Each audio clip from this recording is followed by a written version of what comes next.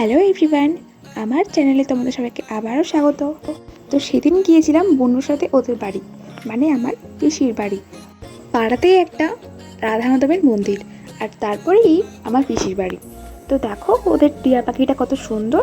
এর নাম হচ্ছে টিকো, ওর নাম হচ্ছে পিকু। আর এটা হচ্ছে আমার দাদু আর ঠাম্মির ছবি। তারপরে আমরা বিকেল বিকেল বেরিয়ে পড়েছিলাম একটু জমিটা ঘুরতে। আর দেখো চারিপাশে কি সুন্দর সবুজ মাঠ, কাশফুল, বা সত্যি সত্যি মনে হচ্ছিল যে দুর্গাপুজো চলেই এসেছে। এরকম কাশফুল ভর্তি মাঠ কার কার পছন্দ কমেন্ট বক্সে জানাতে কিন্তু ভুলো না। আর সামনেই ছিল একটা বিল, আর এরকম বিলের ধার, ভাই রে ভাই, কার না পছন্দ তোমরাই বলো।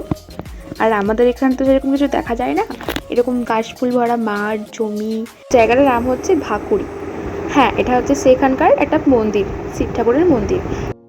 তারপরে আমরা বাড়ি এসে সিম্পা আমার জন্য চকলেট কফি করেছিল।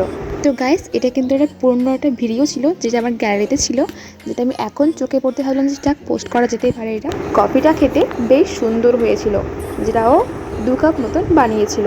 আমার জন্য 1 কাপ আর ওর জন্য 1 কাপ। জাস্ট অসাধারণ খেতে ছিল সিম্পা বোনো, জাস্ট অসাধারণ।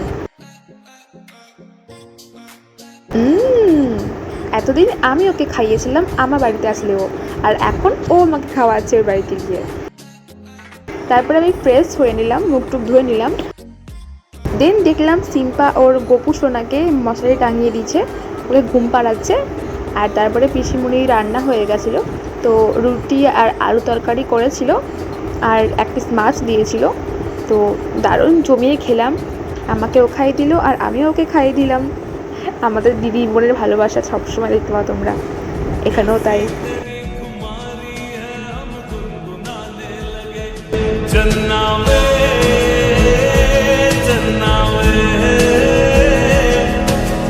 तुझ तो